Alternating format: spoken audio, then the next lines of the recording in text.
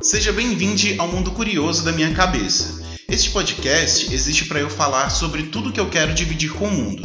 Então, às vezes eu vou falar sozinho, mas várias outras muito bem acompanhado.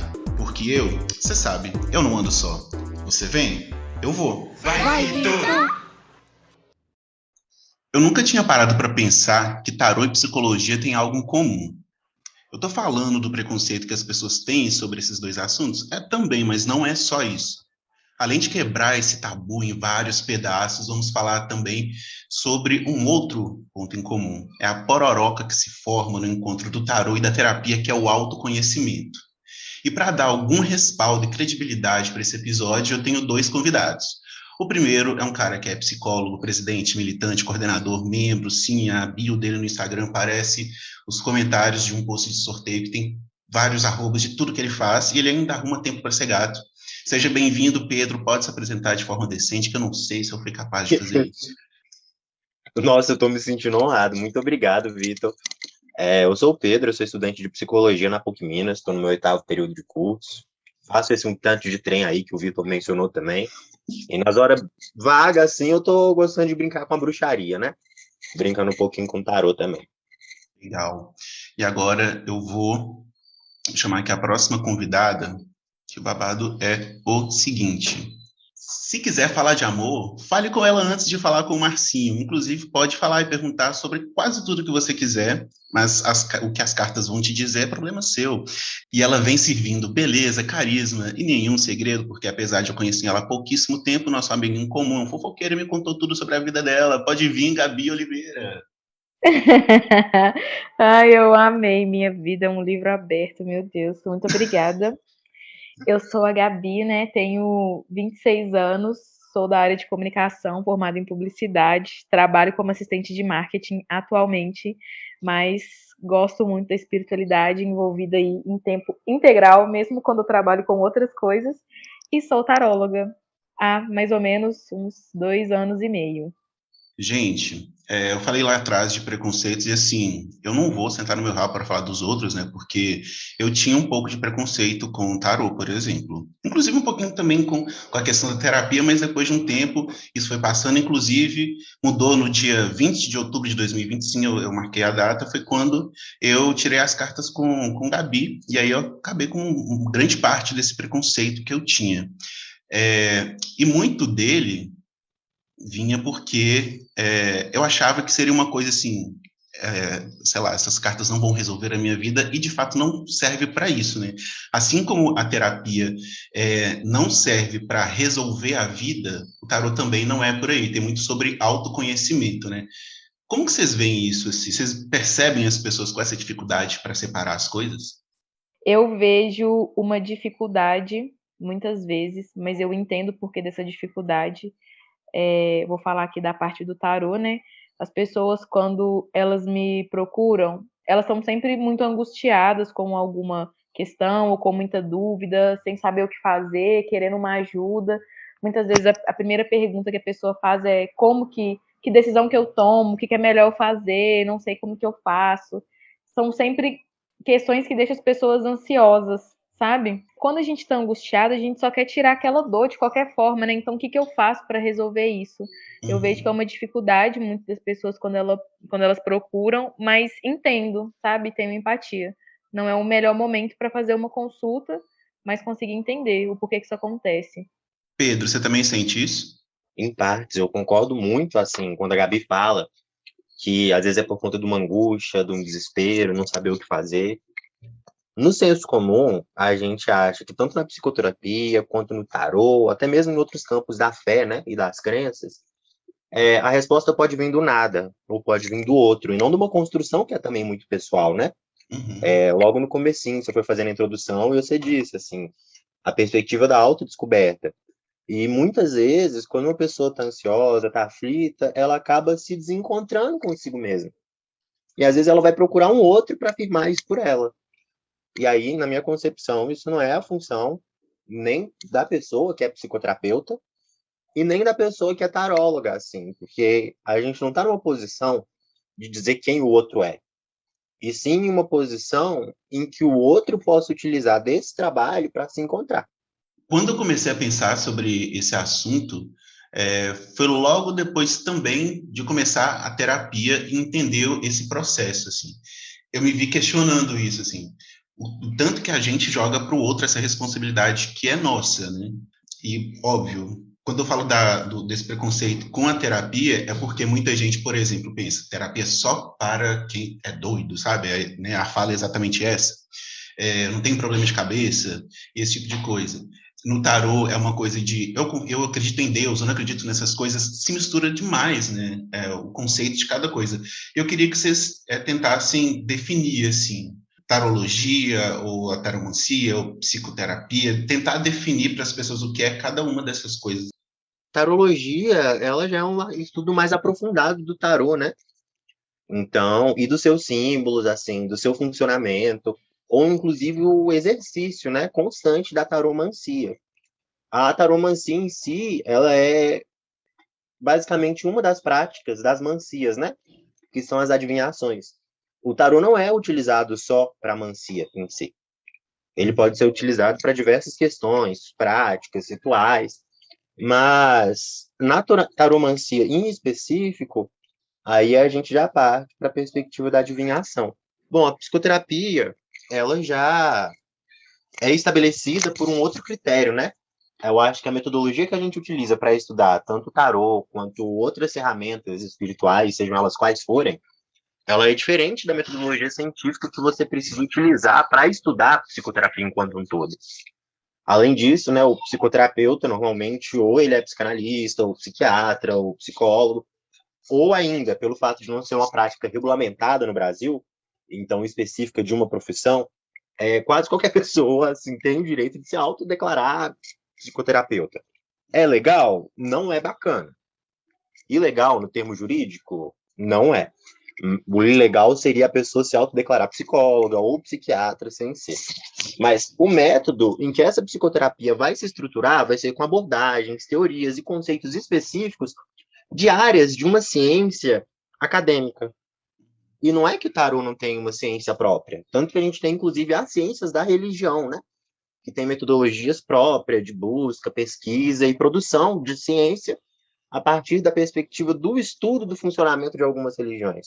Então, o tarô vai ter uma ciência própria, tanto que é daí que existe a taromancia, mas não é a mesma perspectiva científica da academia, o que não tira toda a legitimidade, né, do seu arcabouço científico, assim, enquanto tarô, enquanto estudo, inclusive enquanto uma prática séria, né? Eu acho que nesses dois contextos a gente tem que ter a pauta da responsabilidade, nos três, aliás. Não só no estudo do tarô e a prática diária, ou o uso do tarô para mancias, ou o exercício da psicoterapia. Então, assim, acaba que são posturas éticas que a gente também vai precisar tomar, porque, querendo ou não, em todos esses contextos, igual a Gabi falou, pode vir uma pessoa com vulnerabilidade, dependendo do que eu disser para essa pessoa, ela vai acreditar em mim. Ou seja, já existe uma ética implícita aí em todas as três questões. Eu vim da espiritualidade aí desde criança, né? Desde quando minha mãe estava grávida de mim, já em terreiro, meu contato ele é mais espiritual. É um negócio assim que a gente vai estudando sempre, né? Não tem como parar. A gente vai aprimorando mais a leitura das cartas. Mas pegando um gancho ali no que ele falou, é isso. A pessoa, quando ela vem pro tarô, às vezes é uma pessoa que eu nunca vi. A maioria das pessoas que eu tiro cartas são pessoas que eu não conheço, que eu não sei da história, eu não sei o que essas pessoas vivem. Então, além de ser uma responsabilidade grande por essa pessoa que eu nem conheço estar vindo num momento de vulnerabilidade, pedir ajuda, se abrir sobre o que ela está sentindo, sobre uma questão da vida dela, eu preciso ter muita responsabilidade, né? De saber do que eu estou fazendo ali, do que eu estou falando, porque às vezes eu posso estar fazendo uma leitura para uma mulher que vive um relacionamento abusivo, e se eu ver alguma coisa ali que eu não me sinto confortável para falar, porque não é uma notícia boa, isso aí pode interferir muito na forma como ela vai agir em relação a isso. Então, é tanto uma responsabilidade da pessoa com ela mesma, do momento que ela vai procurar, quanto da gente que está tirando, de se colocar mesmo no lugar da pessoa que tá ali pedindo ajuda, né?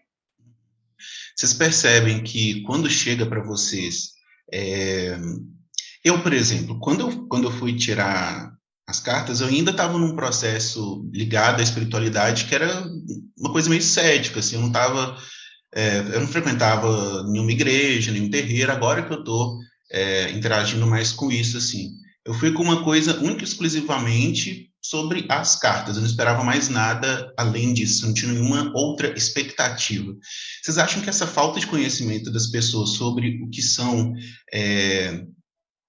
essas práticas, né, ou do tarô, ou da psicologia, acaba fazendo que ou elas cheguem com muita expectativa, ou simplesmente sem saber como lidar com as informações, assim? Eu vejo dois pontos. Tem uma questão, né, religiosa, de que tem gente que fala que é coisa do capeta, que não é bom, que não vai ser bom você fazer isso. E tem gente também que tem muita expectativa, né, de chegar na consulta e você falar que tudo vai acontecer na vida dela, de você vai casar com fulano, você vai conseguir tal trabalho, tal coisa vai acontecer na sua vida. Então, quando a pessoa chega, assim, né? Quando ela chega é porque ela já tá com vontade de alguma forma, ainda que ela esteja um pouco cética se ela chegou ali, ela quis investir algum valor, ou chegou naquele momento, é porque de alguma forma, mesmo que distante, ela tá aberta. Mas eu confesso, assim, que lidar quando a expectativa é maior é muito mais difícil do que quando uma pessoa é cética. Entendi. Porque é aquilo que a gente falou mais no começo, né? De colocar no outro a responsabilidade de uma coisa que é dela, da vida dela, né?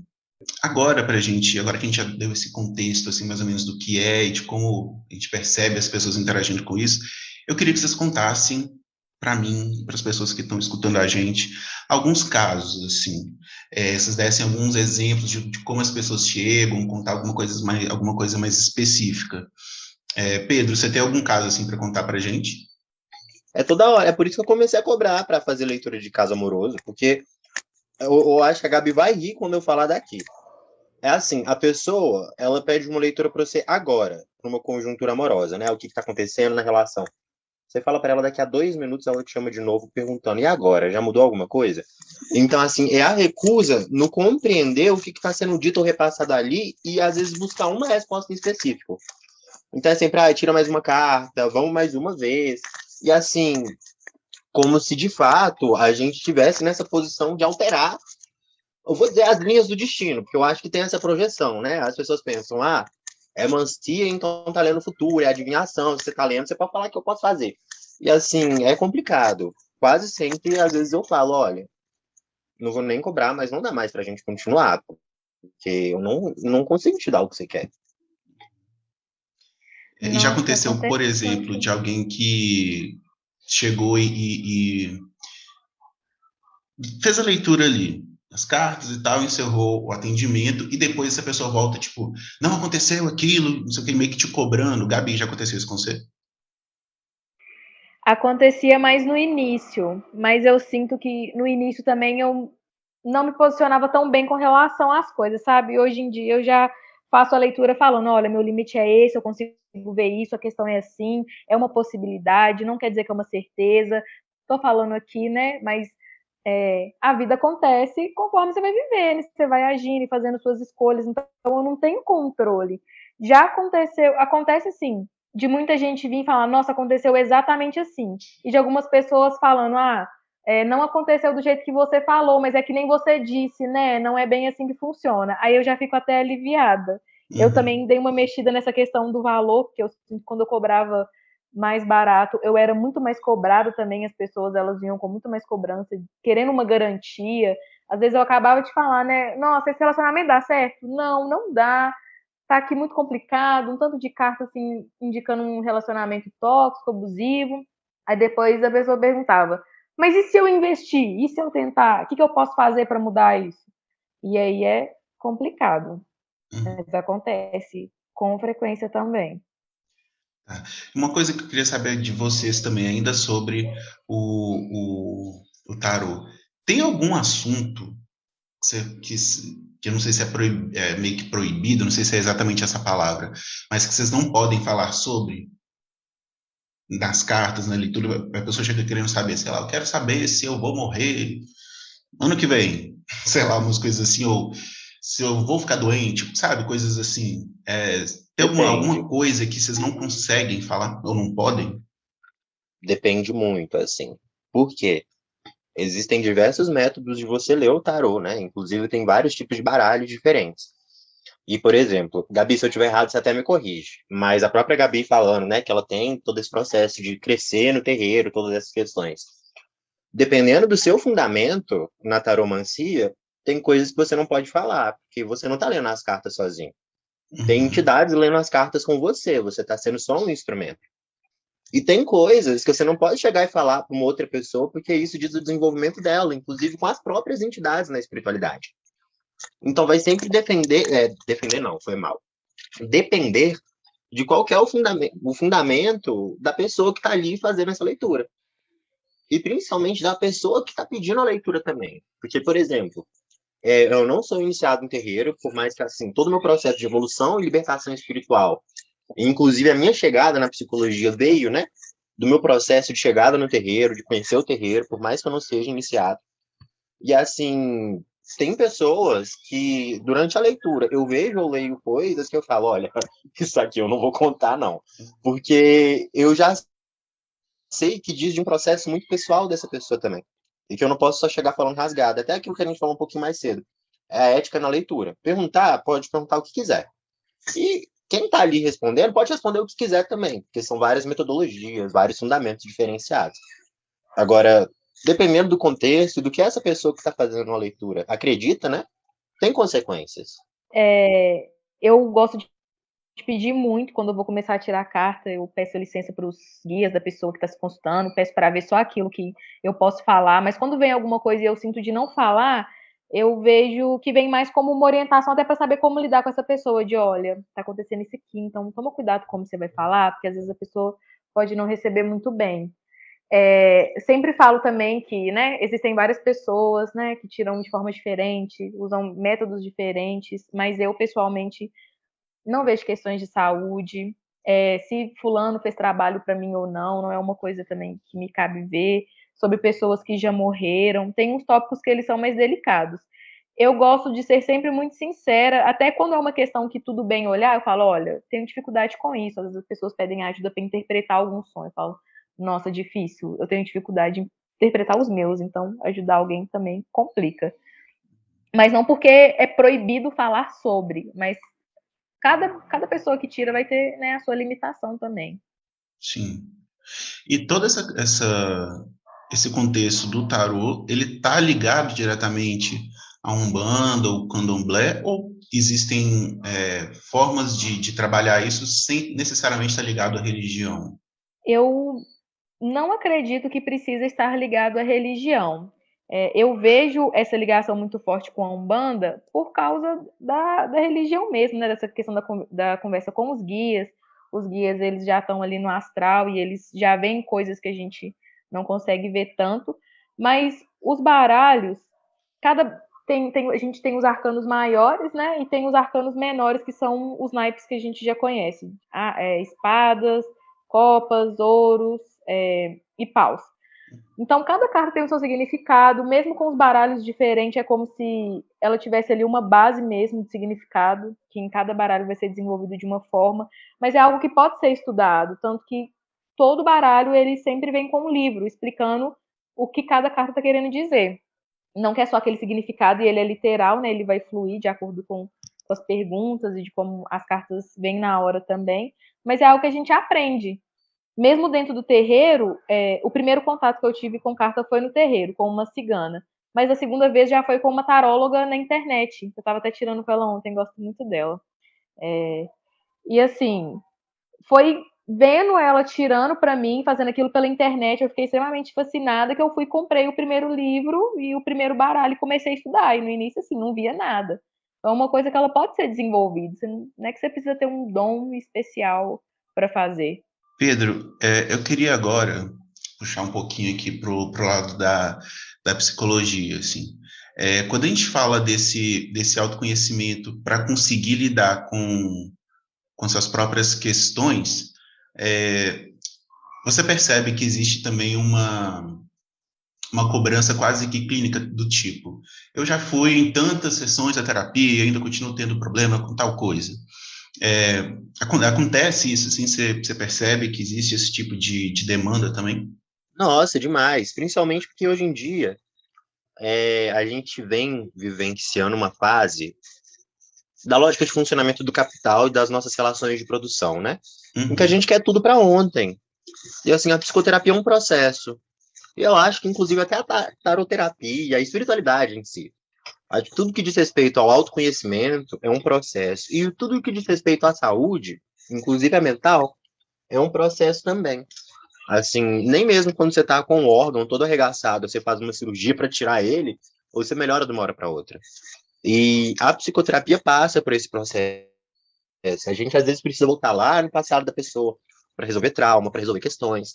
E assim, tem gente que realmente não tem paciência, tanto que é por isso que a gente até vê uma onda, né, de coaches crescendo absurdamente no Brasil, com banners do tipo cure sua depressão em 2 minutos, ou coisas do tipo. Porque a gente já tem uma demanda muito subjetiva na nossa sociedade de que as coisas sejam resolvidas o mais rápido possível, para que a gente possa continuar produzindo.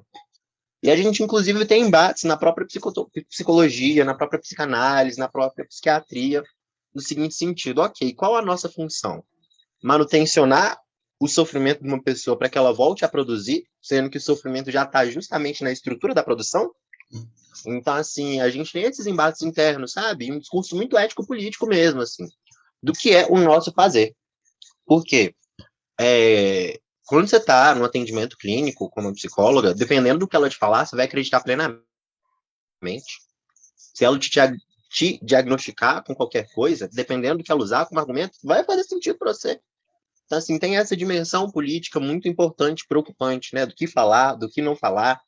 E muitas vezes as pessoas às vezes cobram respostas diretas que não podem ser ditas diretamente, porque elas dizem justamente da necessidade de um processo. Então, assim, eu nos meus estágios, por exemplo, né, quando eu estou atendendo, às vezes a pessoa fala uma coisa que eu já vou compreendendo tanta coisa de uma vez, mas quem tem que dar a resposta não sou eu. Quem tem que construir a resposta é ela. Porque se vier de mim não tá valendo. E às vezes as pessoas não têm nem tempo para construir essa resposta. Porque, de novo, né, a gente está vivendo uma relação de produção completamente absurda, assim, exaustiva. Então acaba que a gente tem esse atravessamento, né?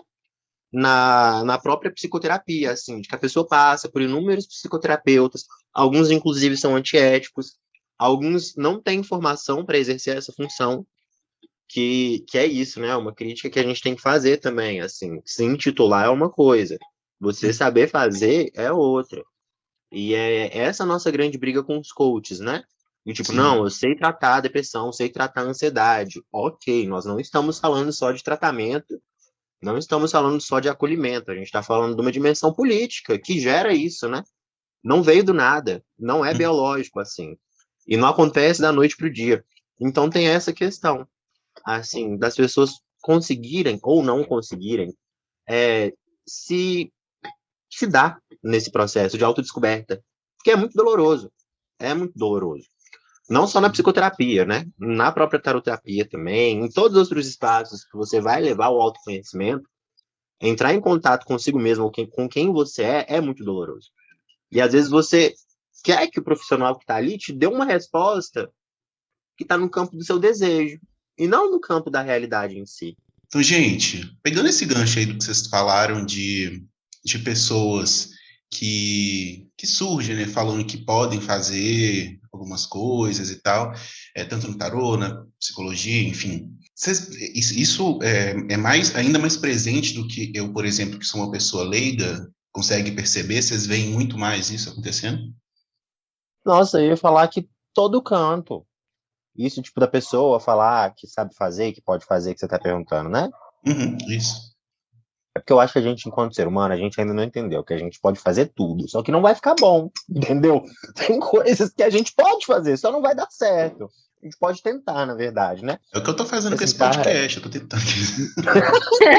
não, Tá tenho ótimo. certeza que tá ótimo. E, ó, é isso, assim, tem gente que inventa gambiarra de um jeito muito assustador.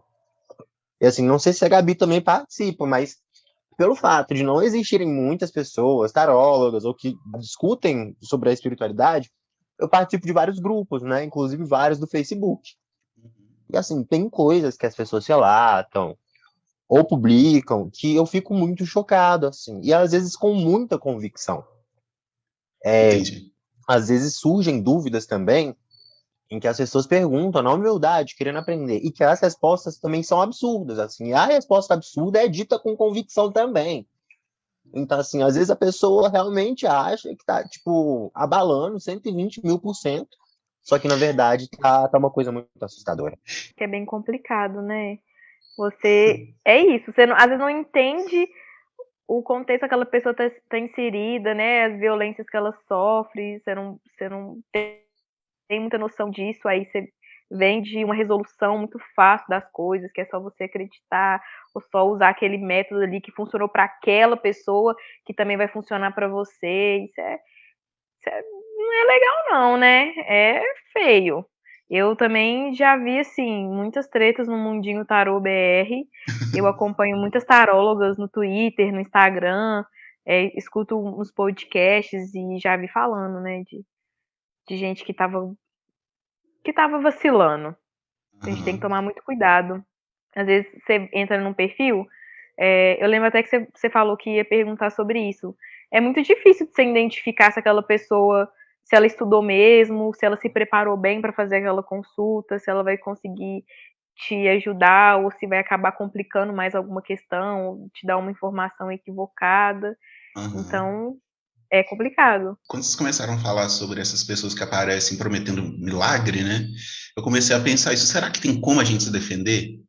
Assim, tem alguma coisa, sabe, um sinal que você fala assim, não, toda galera que é picareta faz tal coisa, sabe? Pra gente conseguir falar assim, acho que não vai rolar aqui não. Você consegue identificar alguma coisa assim, Pedro? Eu acho que no fundamento do discurso, porque é aquilo, né? Como eu estou na psicologia, uma coisa que sempre surge muito em várias aulas, inclusive as de psicopatologia, né? Aí como que eu vou diferenciar, por exemplo, um surto esquizofrênico para uma pessoa que está incorporada, uma pessoa que está exercendo a espiritualidade? A Uhum, resposta é sempre a mesma, assim. A espiritualidade tem seus fundamentos. Assim como a psicologia tem os fundamentos técnicos, científicos, teóricos, a ciência enquanto um todo, principalmente a Gabi, que é de terreiro, tipo, vai saber falar. A gente tem fundamentos para fazer os nossos trabalhos espirituais.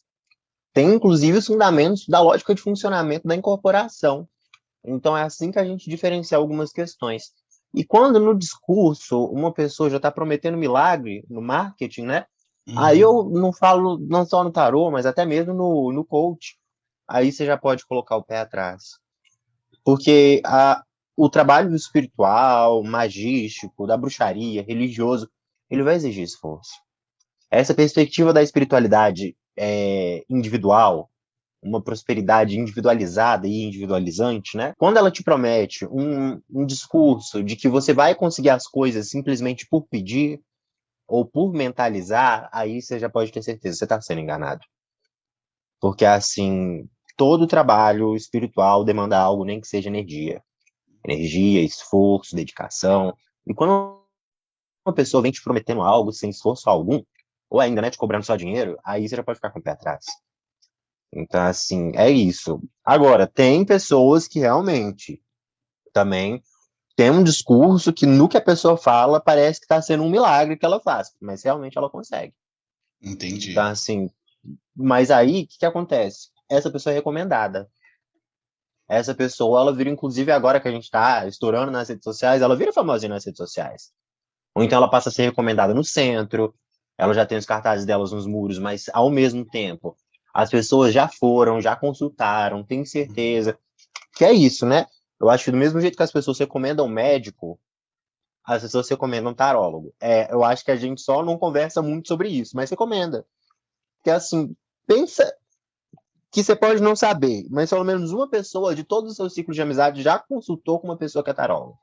Isso Sim, as pessoas não costumam falar muito, né? Principalmente por conta dos tabus, assim. sim. Mas tem as indicações também. Quando as pessoas gostam, quando elas atestam, veem que é certeza, elas passam a indicar. Então é também pesquisar sobre com quem você vai se consultar quando o discurso está muito sensacionalista, sabe? Sim. Mas é assim, também tomar cuidado, porque sou de uma teoria religiosa, espiritual, de que milagre existe, mas que ao mesmo tempo eu acho que tudo tem seus limites, sabe? Sim. em diversas questões, em diversos aspectos. E quando um ser humano, então já não é mais uma entidade ou algo do tipo, promete algo que dá para ver que ele não tem estrutura para sustentar, que, por exemplo, tem coisas que pessoas prometem em cartazes anunciando seus trabalhos, que isso aí é coisa de um terreiro inteiro fazer. Tipo, E traga o essa seu pessoa não amor de vai conseguir volta, fazer isso sozinha. é. Não, isso do amor de volta, por exemplo, tem pessoas que conseguem realmente fazer sozinhas. Aham. Agora, tem determinados tipos de limpeza, ou até mesmo de amarração, que você vai precisar do trabalho de várias outras pessoas. Tudo vai depender do contexto, do que você está querendo, da sua causa, do seu desejo, o que você está disposto a conceder em troca, né? Inclusive, quando a gente fala conceder em troca, a gente já tem um tabu que a gente pensa, ai meu Deus, eu vou ter que dar minha alma? Não. Pois é. Mas assim, Vou ter tem que fazer gravar um dedicações no meio CD desse com umas processo. mensagens gravadas ao contrário, não é bem por aí, não. Tipo a Xuxa. Então, assim, é isso. Será que eu vou ter que fazer a Xuxa aqui na frente? E as pessoas têm esses receios, assim, depois a gente descobre que não, e que inclusive até a oração já é esse momento de troca, porque você tá ali entregando sua energia, sua determinação, seu desejo em algum diálogo com algo ou alguém que você acredita. Então, assim, sempre que a pessoa te fala que não tem troca, aí você já vai um pé atrás, porque tudo tem Entendi. preço. E sobre isso também eu não sei se é esse o termo certo, mas quando você quer alguma coisa e tem essa coisa de fazer um trabalho, é, isso tá exatamente ligado ao tarot, não, né? São coisas diferentes, né? Não, Também. são coisas diferentes mesmo. É, é bem profundo esse assunto, tem várias questões dentro. Mas é isso. O tarô eu vejo ele, não porque ele é, mas muito associado a Umbanda, que é o que está próximo aqui, né? Que a gente vê. Tem gente que promete, né? Que fala de amarração. O Pedro falou ali sobre as curas milagrosas, tal, essas promessas que são muito assim mirabolantes. Mas também tem o outro lado das pessoas que elas às vezes oferecem isso mesmo, né? Uma leitura de graça ou um jogo de graça. E quando a pessoa abre o jogo, ela só vê coisa ruim, porque aí ela te vende a solução daquilo, de nossa, tá com esse problema, mas aí eu te faço essa limpeza e ela custa tanto, e aí depende da pessoa, né?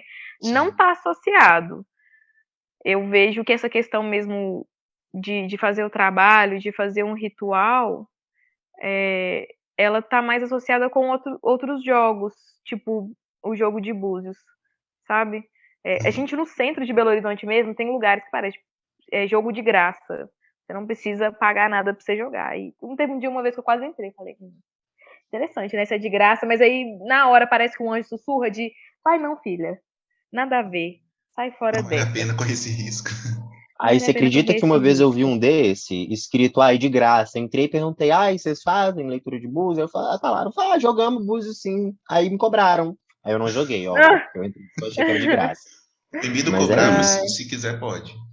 mas entrando nesse assunto aí do trabalho, é importante falar, porque eu sinto assim, que a ansiedade das perguntas, principalmente relacionadas ao amor, quando a pessoa não sabe o que fazer, que ela quer manter aquilo ali, ela não quer nem ouvir o que está na situação, ela só quer manter e quer dar um jeito. A gente Uhum. encontra de tudo. Tem gente que vai fazer, mas, né, será que vale a pena você tentar interferir no livre-arbítrio de outra pessoa para aquela pessoa ter vontade de ficar com você? Não seria melhor se fosse uma coisa mais espontânea? Porque tudo que a gente faz tem muita consequência, né? E além de ter essa consequência pelo que você fez, eu queria também tentar entender essa coisa da energia, tanto para a pessoa que está tirando as cartas, a pessoa que foi ali, foi em busca desse tipo de atendimento. O fato da pessoa, não sei, talvez alguma coisa ligada à energia dela, alguma coisa que está meio bagunçado, que não está muito no lugar, isso interfere na leitura? Por exemplo, se eu chego lá para tirar cartas e tô com alguma coisa ali que não está muito legal, isso interfere? Interfere, assim, cabulosamente, intensamente. Porque a pessoa ela pode virar pro tarólogo e falar: não estou ansiosa, eu quero ver essa questão, não tem nem um pouco de ansiedade. Eu não sei com outras pessoas, mas eu sinto muito. Quando a pessoa tá ansiosa e ela mente para mim que ela não tá, na hora que eu vou fazendo a leitura, eu me sinto muito ansiosa. E aí eu começo a mandar vários áudios e eu apago, eu sinto que não tá bom, aí eu vou e mando de novo. E aí eu percebo que não é sobre mim aquela energia, é da outra pessoa mesmo que tá muito ansiosa. Isso afeta tanto na resposta que vem, é, quanto, né, de quem tá tirando, porque a gente sente muito impacto disso. A gente, tanto quando é uma coisa boa, você fica feliz, empolgado, quando é triste também você fica triste, meio com receio, as sensações, assim, da mão suar, a energia, ela é uma coisa tão forte que você sente mesmo do outro lado do telefone. A pessoa não tá na minha frente, mas eu tô aqui mandando pra ela, eu tô sentindo a mesma coisa que ela tá sentindo. Pedro, diferente dessa coisa da energia que pode interferir no atendimento no tarô, no tratamento, na saúde mental, existe algum caso em que a pessoa, por exemplo, pelo menos já aconteceu com uma pessoa próxima a mim, ela foi fazer uma consulta com psiquiatra e ela falou que iria procurar um psicólogo e o psiquiatra falou, não, na sua situação é melhor não procurar um psicólogo, é melhor fazer um tratamento aqui com um psiquiatra. Diferentemente dessa situação de energia, a saúde mental da pessoa também vai indicar qual é o tipo de profissional específico que ela precisa? Não. Na verdade, a gente tem uma discussão muito grande, historicamente, com a psiquiatria e todas as outras profissões da saúde mental, né? A enfermagem, a fonoaudiologia, a fisioterapia, a psicologia, sempre tem embates muito grandes com a psiquiatria. Por quê? O cuidado na saúde mental, ele precisa ser multiprofissional. Porque são vários os fatores que impactam na saúde mental de um sujeito, né? As estruturas de violência da sociedade, então, assim, violência de gênero, violência étnico-racial, violência por conta da diversidade sexual, né? Então, assim, todas essas questões vão atravessar a vida desse sujeito. Então, não é só um fator bioquímico, entendeu? Então, assim, dependendo do contexto, realmente, às vezes a pessoa precisa tomar algum remédio para ela ficar mais calma. Ou então, tem algum fator bioquímico ali que está rolando no corpo dessa pessoa, que junto a outras questões, realmente depende de uma medicação, depende de um remédio. Mas não vai ser isso o fator principal. Por quê? É como se você tivesse com febre só tomando a medicação para febre. E não, de fato, procurando saber o que é que está causando ela, entende?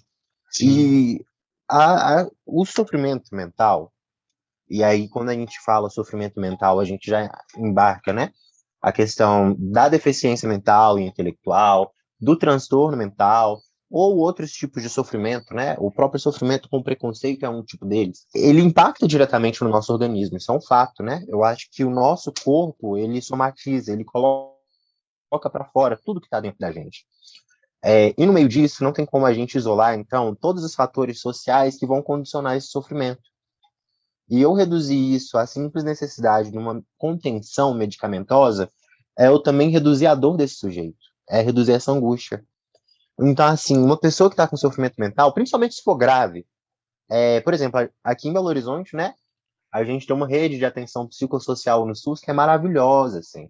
A gente tem serviços de urgência psiquiátrica, centros de referência especializada em saúde mental, que são os CERSANs, os nossos centros de convivência, e todos esses espaços, primeiro, eles são de uma equipe multiprofissional, tem psicóloga, psiquiatra, enfermeira, fonoaudióloga, até pedagogo tem, terapeuta ocupacional, e segundo, a gente não segrega os casos. Então, assim, se a pessoa é esquizofrênica ou está com depressão crônica, tanto faz, essas pessoas estão em sofrimento mental e a gente aposta que nesse serviço, nesse equipamento de saúde mental, essa convivência, algo terapêutico vai surgir dali. Entende? Então é também Sim. não individualizar esse sofrimento ao indivíduo, mas trazer para o campo da convivência e em sociedade, então não isolado no hospital psiquiátrico, mas num serviço público de saúde, que é em território, é aberto, independente do grau de sofrimento. Mas então trazer essa angústia e esse sofrimento para dentro da sociedade, porque não está só nessa pessoa, porque se são várias questões que atravessam ela, isso significa que ela tem que viver isso no território que ela atravessa, até para ela aprender a lidar com isso. E para que esse território possa mudar, para que a gente possa posicionar, inclusive enquanto profissionais da saúde, com os profissionais da assistência social, que são extremamente necessários nesse momento, mas para que a gente possa posicionar, olha, isso que está rolando aqui, nesse lugar, nesse território, está ferindo essa existência. Então, acaba que o mais recomendado na saúde mental, seja nesses equipamentos de saúde pública, né? Ou seja, até mesmo num atendimento individual, privado, é o acompanhamento multiprofissional. Principalmente quanto maior for o grau de sofrimento. Porque acaba que, ok, medicalizou aqui com o psiquiatra e falou da angústia aqui com a psicóloga, mas é uma desigualdade social tão grande, um sofrimento tão grande que, cara, vai precisar de uma assistente social. E às vezes já destruiu tanto o meu corpo, assim, por exemplo, se eu estou numa jornada de trabalho exaustiva, e inclusive em uma condição de subemprego, por conta, por exemplo, de uma condição, sei lá, de um trabalhador que está numa condição ainda de racismo estrutural dentro da própria instituição que ele trabalha, como que está o corpo dessa pessoa? Então também vai ter que procurar um clínico geral, também vai ter que procurar um enfermeiro. E se esse trabalhador, assim, passa a ter, por exemplo, problema em um órgão, de tanto esforço que ele fez, como que isso vai impactar no mental também. Então todos esses profissionais vão ter que dialogar, entende? Assim, acaba que a saúde mental vai dialogar com todos os setores da sua vida. E acaba que quanto mais ampla a atenção na saúde mental, mais a possibilidade da gente, de fato, conseguir solucionar a raiz do sofrimento. Não o sofrimento em si, só, mas o que está gerando ele também. Sim, é sempre essa coisa de não afunilar, assim, vamos dizer, né, essa dor, o sofrimento numa coisa só, a solução não é uma coisa só, né, sempre mais de uma coisa, sempre é importante entender o contexto daquela pessoa, né. Gente, agora eu queria, para a gente começar já a encerrar, que vocês me dessem assim um top 3. Aí eu queria que a Gabi me desse um top 3 motivos principais assim, que as pessoas mais procuram ela para poder tirar as cartas. E você, Pedro, eu queria top 3 dos principais motivos que as pessoas procuram a psicoterapia, enfim, alguma coisa nesse sentido da saúde mental. Pode começar por você, Gabi? Pode sim. O top 3, assim, em primeiro lugar, com certeza, amor. É o que todo mundo mais pergunta. É muito raro, assim, ter perguntas até de outras coisas. Segundo, vem o trabalho, né? Uhum. Se vai dar dinheiro, se o caminho tá certo, se tá bom. E às vezes, quando as pessoas ficam com muita vergonha de ter perguntado só de amor, elas perguntam também de espiritualidade, de ai, fala aí um pouquinho da minha espiritualidade também. Então, fica nesse top 3. Pedro, você tem esse top 3 pra gente? Olha, situações de mudança no geral, em que a pessoa não está sabendo lidar muito bem. Então, seja divórcio, seja enlutamento, né, o luto. Acho que principalmente agora, nessa pandemia, a gente vem vendo isso, uma alta demanda crescente, assim, a busca por psicoterapia. Segundo, a própria questão do sofrimento mental, independente de quais fatores. E o terceiro é por demanda da família, por incrível que pareça. Que às vezes, assim, são vários os casos, não só comigo, né? Mas assim, que às vezes eu pergunto pra pessoa, por que você veio aqui? Ah, porque, sei lá, minha esposa falou que eu tô desse jeito, eu não acho, mas eu vim aqui. Ou então os pais encaminham os filhos, a escola encaminha a criança. Então, assim, quando rola um encaminhamento, sabe? E às vezes Sei. é difícil até de encontrar qual que é a demanda própria da pessoa. Aí o nosso trabalho é, inclusive, quando isso acontece, encontrar qual que é a demanda da pessoa, não do outro que encaminhou ela. Uhum. Mas são esses três. Fica uma coisa de tentar consertar a pessoa, né? Se É alguém como se vai lá se estivessem consertar, precisa ter encaminhando. estragado. Exato, como se estivessem encaminhando para consertar. E a gente fala, olha, estão querendo que eu faça isso, mas não, não vai Uhum. rolar. Vamos conversar e ver o que que você tem como pauta aqui para a gente dialogar. Aqui eu vou abrir com vocês um quadro que se chama Perguntas da Audiência. É bem criativo o nome, né? E aí eu vou ler perguntas que eu peguei no Twitter que não existe do podcast, com uma audiência que ainda não existe, até mesmo porque está sendo gravado antes mesmo do podcast ser lançado. Mas a gente finge que é a pergunta da audiência, porque é só para colocar um pouco de baixaria aqui, que o povo gosta. Com emoção. É o seguinte, o arroba Juninho Camisa 10, o gostoso, 587996, perguntou: tenho 40 anos, grito com a minha esposa e com a mãe dela. Vou me divorciar e não quero pagar a pensão do meu filho porque aquela piranha não vai ver a cor do meu dinheiro. Ontem eu tive minha primeira sessão com a terapia. Perguntei para minha psicóloga qual seria a abordagem e ela me disse que seria abordagem policial. Fui preso, não gostei muito. Devo procurar outra profissional? Pedro, responde para gente. Olha, eu recomendo procurar uma outra profissional Eu acho que, de preferência, uma que já, assim, ligue para a Polícia Civil quando você ainda estiver no consultório. Porque aí eu acho que evita de você ter que chegar em casa ou em algum outro lugar, porque aí você já é preso direto do consultório e evita todo o transtorno. Que eu acho que o que mais deve ter incomodado é justamente assim esse passeio, né? De voltar para casa ou ir para algum outro lugar, e aí depois você acaba tendo que ir num bate e volta de viatura, carro pessoal. Então, assim, eu acho que se você falasse com uma psicóloga e ela já ligasse para a Polícia Civil ou para a Polícia Militar de dentro do consultório, você já fosse por dentro da viatura, te pouparia gasolina, porque ela tá a R$ 7, eu acho que você devia pedir indenização. E te pouparia também, assim, saúde mental, né? Porque deve ser muito chato você, assim, cometer um crime e não saber que horas você vai ser preso. Então, talvez se você fosse preso imediatamente, te pouparia da ansiedade. Sim, que a pessoa já coloca ali na agenda, eu acho certo. Então, Juninho, tem muitos Juninhos por aí, eu vejo que tem muitos Juninhos por aí. Fica aí essa dica. Agora, a segunda pergunta é para Gabi. É o seguinte, o arroba Tom Cromática Gamer Geek 3369521 perguntou: fui tirar cartas para mim mesmo, usei o baralho do Yu-Gi-Oh! Tirei o monstro que renasce e o meu ex apareceu buzinando na porta da minha casa dizendo que tinha mudado. A culpa é do baralho ou desse dragão branco de olhos azuis que deveria ter continuado no cemitério? Gabi, responde para ele. Olha, a culpa é do dragão, viu, tadinho do baralho. Não tem nada a ver com isso. Ele só te passou o recado.